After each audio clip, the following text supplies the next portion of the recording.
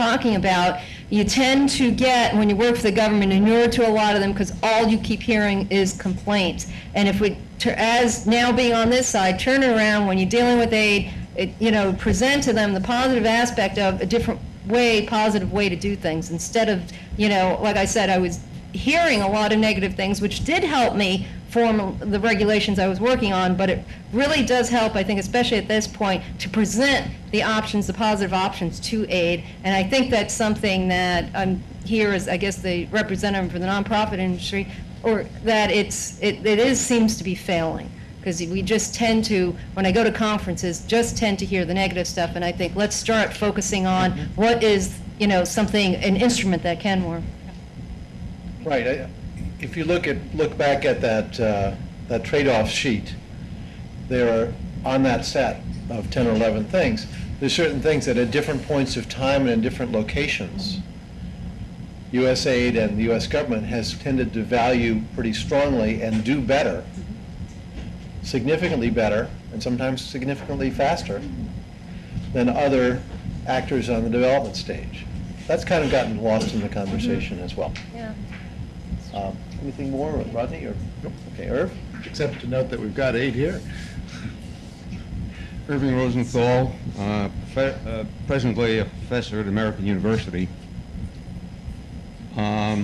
Maybe this is the wrong forum to ask this question. I'm a little embarrassed about asking it, but I will anyway. In the first session of every class that I teach, I ask the students, what's the purpose of foreign aid? And then you get the whole range from humanitarian, disaster, developmental, post-conflict, political.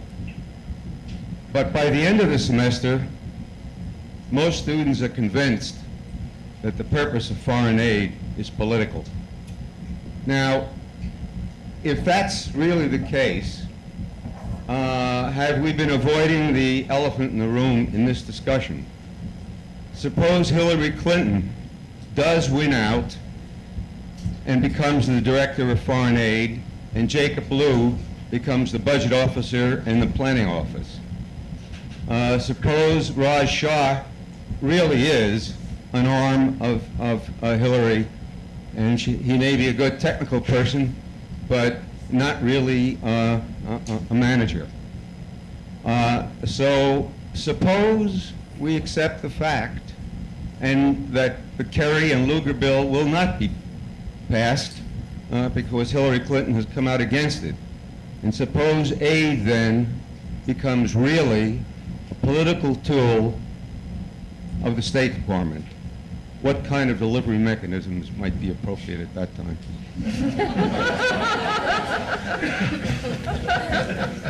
Great question from a professor from American University where I got my master's degree. So I really appreciate the question. If you don't think that all of us on this panel have not been in conversations about that possibility, I think you'd be incorrect. Certainly there is concern, there was concern that the State Department could get much more involved in development, and as a result, development would become subsumed by short-term political goals that would happen. And I got into a discussion with some of the new technical officers I was referring to earlier, and the conversation was about Iraq and Afghanistan and Pakistan. And they said, well, remember, USAID works in 80 countries around the world. And I said, that's true. In fact, Chemonics is fortunate to work in many of those countries. I said, but the reason that these things come up is because at certain times in history, the money tends to go to politically sensitive areas. I worked in Latin America. I loved it. Great work. I thought we was doing a great job. They said, Tim, we're moving you to the Middle East. We're moving you to the West Bank Gaza program because that was up to $500 million a year. I went to the Middle East, and where was the money? It was in Egypt to keep Egypt from fighting Israel. It was in Jordan that was behaving themselves and supporting things. Lebanon, the whole Middle East was taking a lot of money. Now, aid was doing work around the world, but it was decreasing in Latin America, and at the time in E&E, although E&E took off with Bosnia-Herzegovina and other things. But the money I hate to tell you, development is being done because we're concerned about people around the world, people like me that do this for a living. But if you follow the money's been political for a long, long time. And it just seems to be a nature of the beast that the money tends to follow political initiatives that are critically important to the administration, regardless of development. We do a great job, this country does a great job responding to disasters. I was in Thailand when the tsunami hit, and I had to deal with that for a long period of time. The U.S. government really shows how good they are at responding to those kinds of things. But I think as far as development tends to go and reward those countries that politically are doing things that we find appropriate. Rodney? Not a lot. I mean, I agree with what Tim said. Diana? I think Dante said it best. If that happens, then it'll be abandon hope, all ye who enter. Sorry, but I don't see that at all as being positive. The only good thing I see, having worked in the government, is that it takes eons for change to happen. So if state, from my experience in working with state and their appreciation and their understanding, their application of the rules and protections and rights in there, it would, once that happens, it would change the whole face of this. But I don't see it happening immediately, and I think if it did happen, I really think it would switch back. I think the U.S., the public, contrary to what we see in the paper, I think they do have a development mentality. I think people, once they do see the purposes and uses and applications of it, do like it.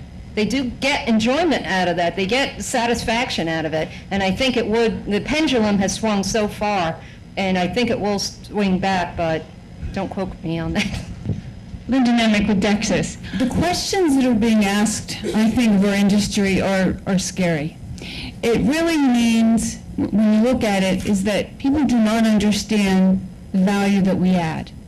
If you talk about the questions about indirects, if suggestions are being made to pretty much take the industry out of the picture and give the money directly to another organization or to the local government, it means they don't understand the value we add.